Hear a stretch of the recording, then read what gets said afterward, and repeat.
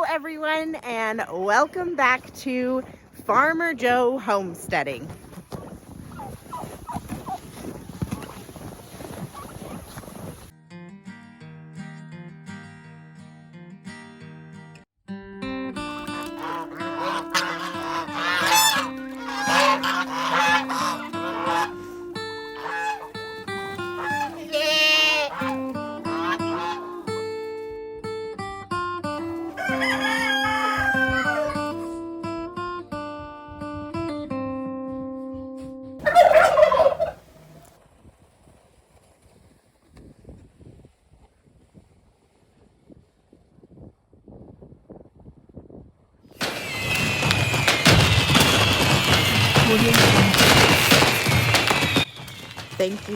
Thank you everyone who has subscribed to our channel and supported our farm. It means so much to us that you find us interesting enough to watch weekly. Thank you again for your support.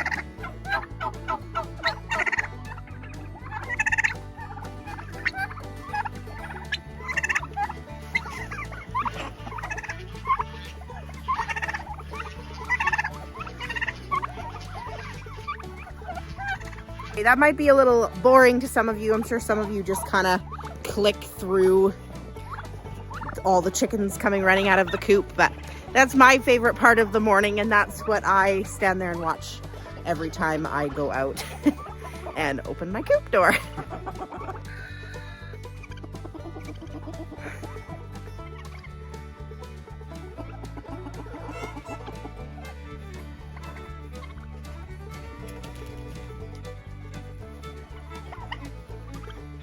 You bring him back, Joe?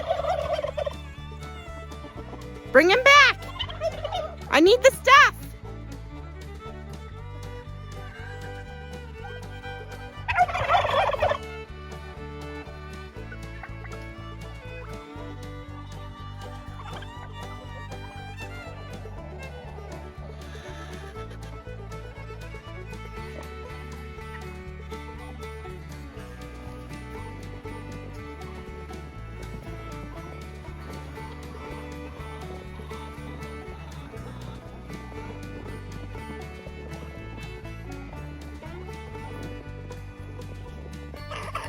Thanks, Joe.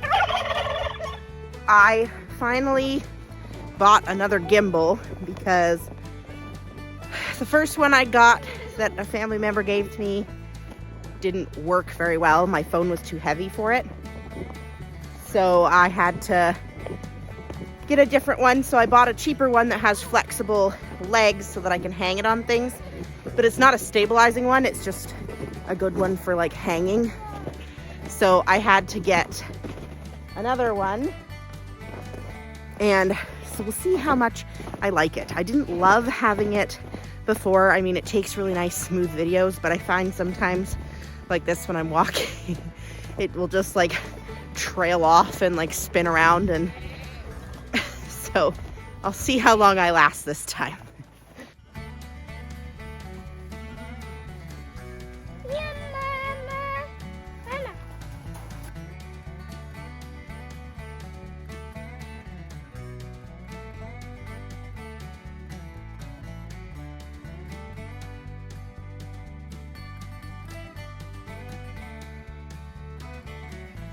There you go. All right, Joey, ready to milk some goats? Yeah. Okay. Yeah. Go. No, it's mommy's. Mommy, new camera.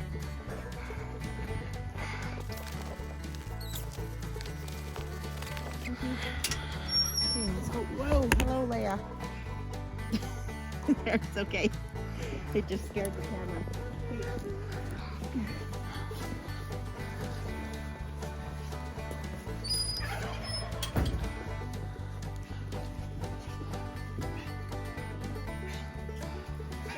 I can take a video of you. Thanks, darling.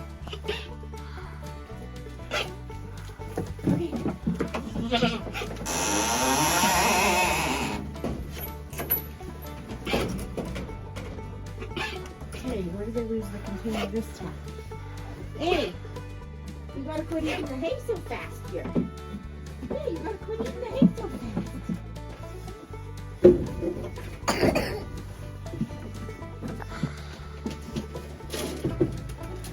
That's all you get. I think we milked her yesterday, Joe, so we don't have to milk her this morning. She can always have a little treat. So I literally gave her less than a handful of grain.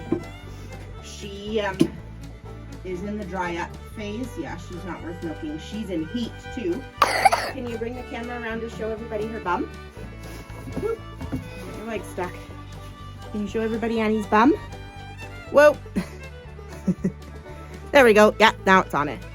So you can see she's got some discharge here trickling down her bag. So she is in heat, which I figured they were. You gotta let go of it or it'll try to take it away from you. Let go of the camera. There you go. You pushed the button on accident. Look, we go this way. There. Okay, hold it like that. Good job. So when she's done, we'll get Mama. Mama!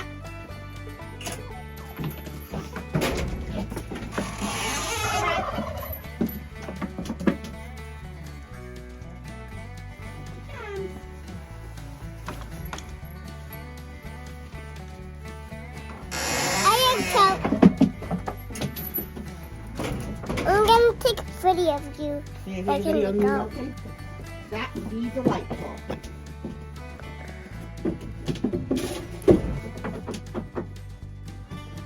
Okay, we'll just scoop. Yeah, you can come too.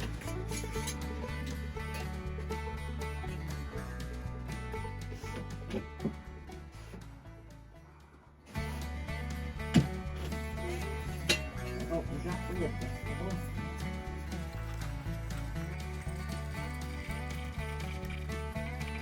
Whoa, stop. Piece of cheese. Do they sell straw in their house?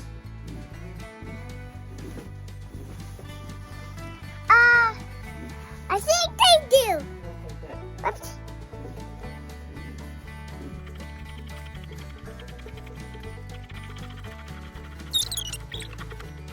Can you hold it?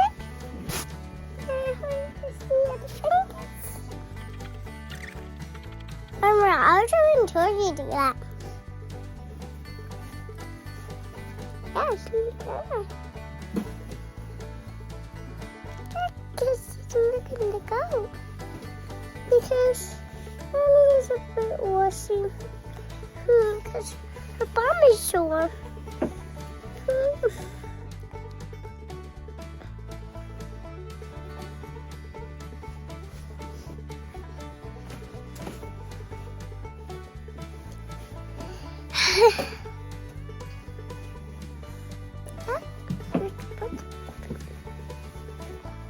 For pushing.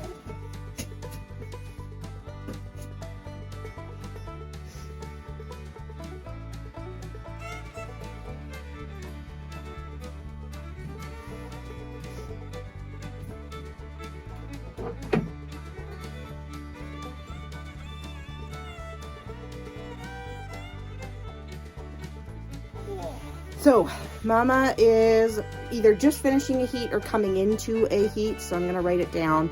And hopefully on her next heat, we will be getting her bred. So, we'll see what happens with that, and hopefully have some babies from her in late spring, early summertime.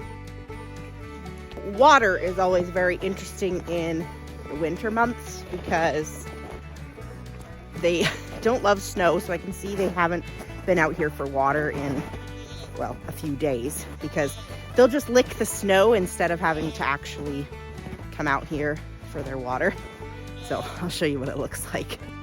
So it's pretty much all buried in snow, and there is water in there. They just have it's all ice on the top here. So if I push all the ice down in, the heated water will melt all of the snow and ice, and then I can fill it up with a little bit of water later.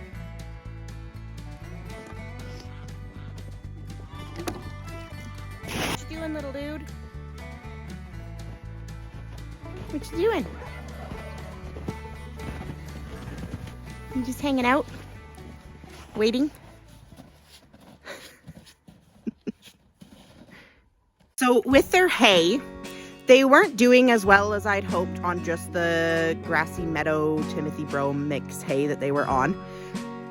So I started giving them a little bit of that good alfalfa again. So they got, as you saw in the video, they got a little bit of alfalfa and then all of the grassy hays and stuff too. So they still get lots of hay, but then they're getting that higher protein from the alfalfa, but then all of the other hay as well for a pretty good, well-rounded, balanced diet. I don't, especially when I bring the girls home that are bred, I don't want there to be too much alfalfa and too high of protein in their diet because that can cause big kids. Here they were on pretty good feed plus alfalfa cubes and alfalfa pellets, and we ended up with one really big singleton. So you guys can check that video out of me and Joe assisting in that pull, and I want to avoid a situation like that again. I mean, obviously singles are usually a little bit bigger, so I'm hoping to not have singles, but I'm hoping that we can avoid having to pull or assist with our girls and let them do it themselves naturally, like Big Mama and Star had done on their own last year.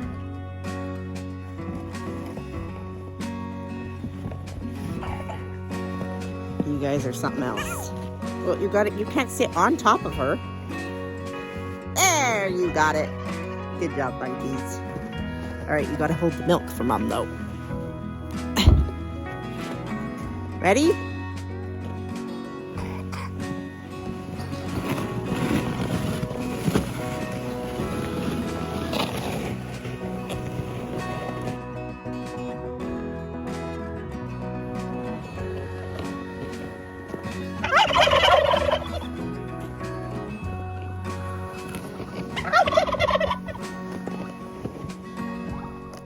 Excuse me, miss. That's the feed shed.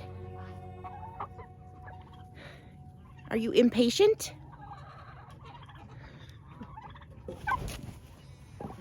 Hey, pretty girl.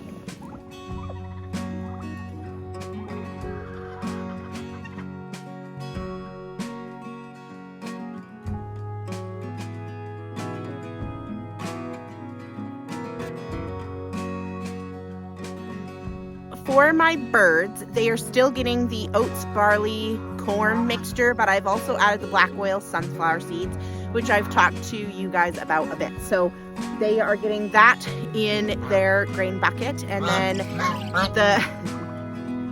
the geese are let out and they come out and they share it as well. So everybody gets the oats, barley, corn, and black oil sunflower seed mix.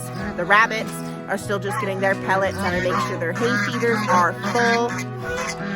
And for the rabbits, I am also adding in, I've been hand watering them for the most part because their dishes freeze really easy. So I try to hand water them at least twice a day, and they seem to do really well that way anyways. And even if I do, like for some of them that do have dishes in there, the water freezes so fast. So watering twice a day and giving them as much water as they want during that time seems to be working really well. And then for the rest of the chores, the goats are still getting the alfalfa pellet and the beet pulp mix, and then the cup of goat tex. So that is going for Mama for her milkings. And then because it is so cold outside, I'm having to soak the alfalfa pellet and beet pulp in my house, and then bringing it out here for my milking times.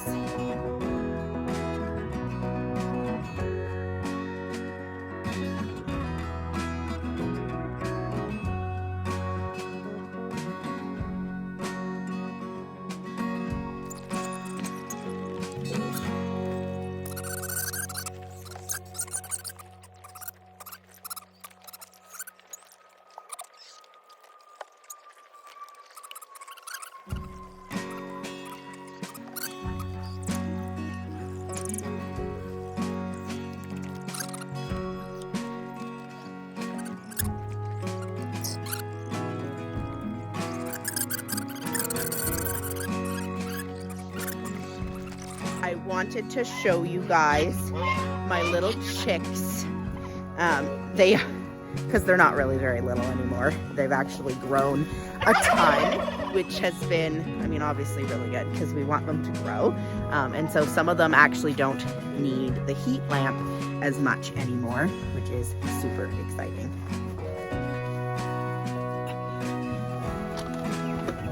Did you guys knock this over already? You're rotten. Just leave it. Oh, it's because these guys keep trying to get out here.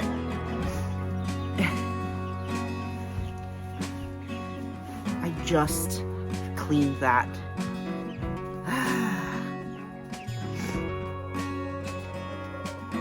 So the roosters are looking obviously very stunning and growing some really pretty feathers in. And then I do have a few pullets in here. There's one pullet over there in the corner that's hiding. And she has the little crest like my golden craylays. And then we have these three beauties that were just added. These are our newest additions. These are 2-year-old black copper marin hens with very good dark genetic lines. There's another little olive egger right here. So this is a pullet. So this is what the pullets have been looking like, and then this is what the cockerels turned out. So the cockerels have the spotting, speckling, and more of the golden from the golden craylay, and then the girls just look exactly like a marin. But they are so pretty. Then I have this golden craylay girl in here because the poor thing is molting and she looks like garbage and I don't like it. She looked really pouty and sad outside in the cold, so she's been hanging out in the chick house and getting warm. And these girls are in here until they get used to the farm so they don't run away from me. I'll show you these guys in here. And my favorite pullet that I have is right here, easy to catch, so that's nice. Oh, sorry, little girl. This is my favorite pullet. She's got her wings all fluffed out, but look at her face. Look at those cheeks. She is almost entirely black. She has quite a few like undertone colors in her feathers. She has no feathers on her legs, but she's definitely got the Americana face. So she is from our Americana girls that we had in with our black copper marin boys, and she is going to be an olive egger, and I am so excited about her. She is just so cute. So here is another one of my olive egger pullets, and she is just like the one I'd shown you guys on the floor. So she doesn't have feather legs, but she's starting to get her copper around her neck like a copper marin pullet would at this age. So she will look very similar to a black copper marin, but she will be an olive egger as well. So this chick side is actually mostly girls. So this side I have quite a few more pullets. They are a little bit smaller than the boys, so that's why they're still separated. But this is all my olive eggers for next year, and I have some back crosses as well that should lay even darker. But so far, I'm very happy with how these girls are turning out. For this winter, this space has been really, really great for chicks still. It's got plenty of room for everybody. Sorry, I'm trying to turn it out of the sunshine. So we are really happy with how this went, so I'm definitely excited to do more winter chicks in here again next year, because it has just been like a really, really awesome space for our chicks for the winter, and it stays quite warm in here, and there's quite a crew of them. There's still, I think, 22 chicks in here. They've all been really good. The only one that we lost was the one that was born just not quite 100% right, and I knew from the beginning it was just a little bit too small, and it was kind of, it had like bald patches on it, so I knew it was like it was almost like it was premature. And that one only lived for about 10 days, and that's the only chick that we lost out of our fall hatches. So these guys have been doing amazing, very tough, very hardy, and even through all of the -30s and the wind chills and the cold snaps we've had so far this winter, they are doing fantastic. So definitely going to be doing this again next year as well, because that means that all of these girls are going to start laying in April, which is super cool and very exciting. Speaking of laying, you're still not getting any eggs. I'm lucky if I get 4 a week. And there's quite a few girls in here. I mean, there's not right now, but there is 47 hens in this chicken coop. Most of them are pullets. The old girls are just finishing molting and finally getting all of their feathers grown in. So we should be getting lots of eggs, but I didn't have a heat lamp or a light in here. So we put a light in. It is a heat lamp with a clear bulb, so it does produce some heat, but I didn't intend for it to be heated. You can watch my video on chicken winter care and why I don't heat coop. But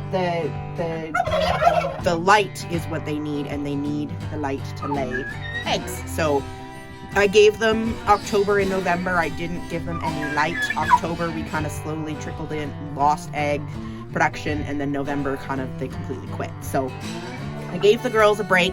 Most of them are pullets, so they never even started to begin with. So we're adding artificial light to the coop now to start getting our eggs numbers up, because with wanting to start selling our hatching eggs in March, we need to get the girls laying this month so that their eggs are a good size by March, because I want to have good sized eggs to sell for hatching eggs in March, which means they need to get going on hatching or laying. So most of these pullets have never even laid before at all, so it'll be good to get them started on their first year, and then they can lay for the year, and then we will slow them down again next year. And I don't know what she's doing. We'll slow them down next year again, and hopefully start hatching soon. We're really excited about hatching season. We're always really excited. So I've been cleaning out the coop a lot more regularly, because the girls were getting sneezy, and I mean, the more poop there is, the more smell and everything. So I've been cleaning out the coop weekly. Not the floor though. The floor I'm not cleaning out. My gimbal won't let me show you the floor. But the floor I'm keeping because I'm layering it. So if the floor gets really dirty, I'll add another layer of straw or something on top of it. And it smells really good in here, actually, compared to what it was before. So I cleaned it all out, gave them this light, made sure all the boxes were good to go, filled the bin with more feed, and added more layer, because last time I did a little bit of layer and mostly grower. So I did more layer, and now they've got oyster shells again. So increasing their calcium, again, adding the light, making sure their boxes are ready to go, so that when these girls start laying, we are all ready to go. They say with adding light, it can take a couple weeks. So, like, I added the light 2 or 3 days ago, and I haven't had an egg. So, I'm expecting it to be a little bit for the girls' systems to kind of get used to it, and then we'll start hopefully seeing a bunch of eggs again. So, we'll see what happens. really been showing you guys what I did for a dust box in here. So in the winter time, because it's all snowy outside, they don't get to dust, and my girls loved dust. So I made them a dust box. And so this box here in the corner of the coop is filled with dirt and then wood ashes. And so that's what's in this bucket. My husband cleaned out our stove this week. So we save all of our ashes that we produce as a byproduct in the house to heat our house. And we bring it out here so that the girls can have a bath, and it helps reduce pests, and it's good for them. So they like to play around in the box. Right now they're all having a nap because their bellies are full, but it's it works really good, and it's a really good size because there's a lot of birds in here.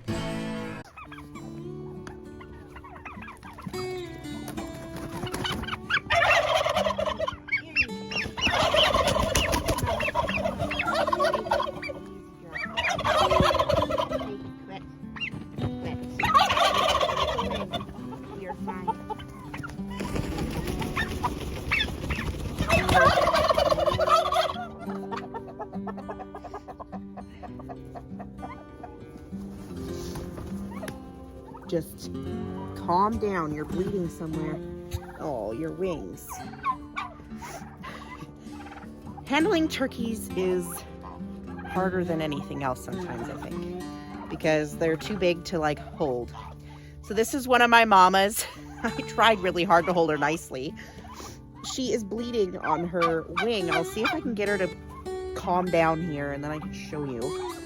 She is molting. So you can see she's like bald, most of her body, and her feathers are mostly broken off from the boys breeding her. So see if I can get her to calm down. You're fine, Mama. I'm sorry that it hurts. I'm sorry. Okay. Tip you back up. Yeah, you're fine. You're fine. There we go. You're okay. That didn't have to be traumatic, but you wouldn't let me get you. It didn't have to be, sweet girl. Are you okay? I'm covered in your feathers. You might have to go live in the chick house too. You look really rough. This molting business is so hard. So this is our mama that raised a chick, or a pullet, with her. And the little guy, he, where is he? Oh, he's right here. I think it actually ended up being a hen, so we might have got another turkey hen. Once it got old enough and she didn't take care of it anymore is when she started molting, which happened to be like right at the start of winter. So the poor girl is just in a bit rough shape, and she's getting pretty beat up, and her feathers are all falling out. She's also pretty small. I mean, you can see me holding her here. She's not much bigger than my chickens, but I can see on her wing here, she's got some bleeding happening. Oh, there, you can see it there on her wingtip.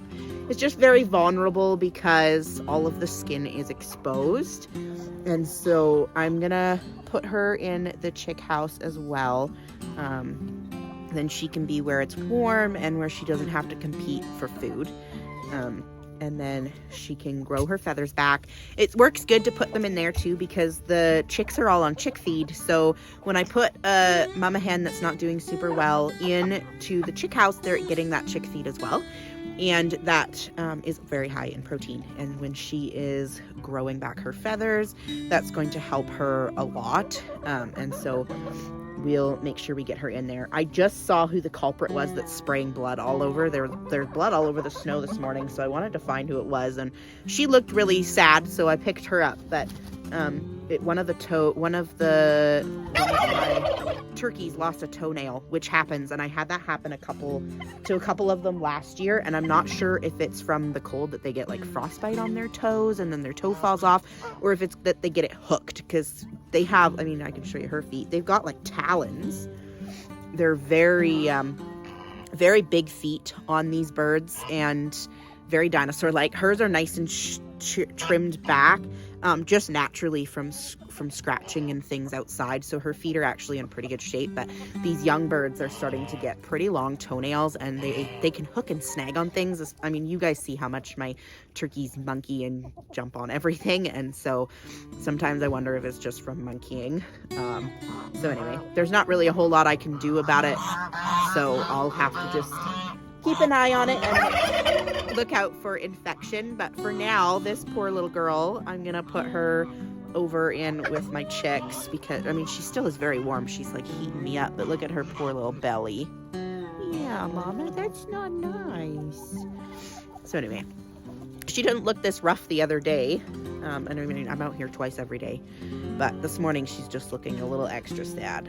So we're gonna keep her with the chicks and see how she does, and in there she'll get lots of protein and some extra vitamins.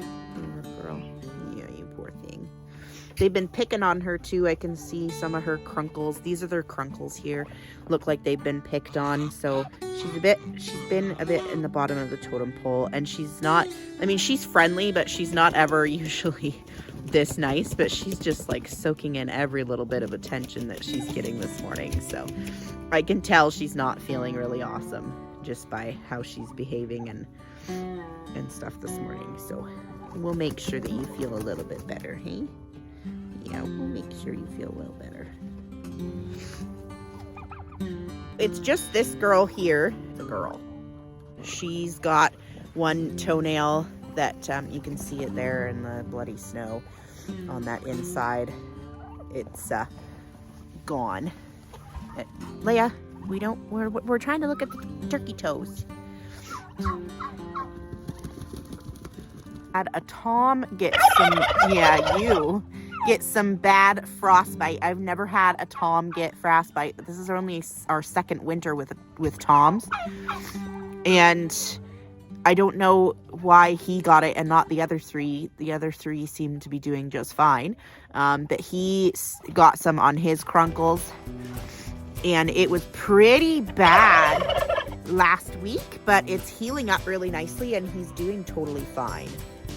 I think that is everything for the excitement that has been going on around here. Chickens are all still just doing their thing. Not having many issues with frostbite anymore, and I'm hoping we kind of got rid of that. We did do some more work in the coop fixing plastic and whatnot, and so I'm hoping that with the fixed plastic in the roof, all the heat will stay in, so that the body heat the chickens produce will hold in, and it will get rid of a lot more drafts. So it's always a treat fixing up these old buildings for chicken coops, because there's always holes and nooks and crannies. So I think we're in the clear now, and I think we've got it all figured out, and hopefully we'll be ready for the next time it gets cold. They're calling for a pretty nice December, lots of snow, and I think our lowest temperature is like -12 now for the next 3 weeks or 2 weeks. So I'm really excited, and I'm hoping that they're not lying, because a nice warm month would be nice after November. So I think that is everything. That's all I can think of that's really happened this week. So make sure you guys subscribe to our channel, and we will see you guys next time.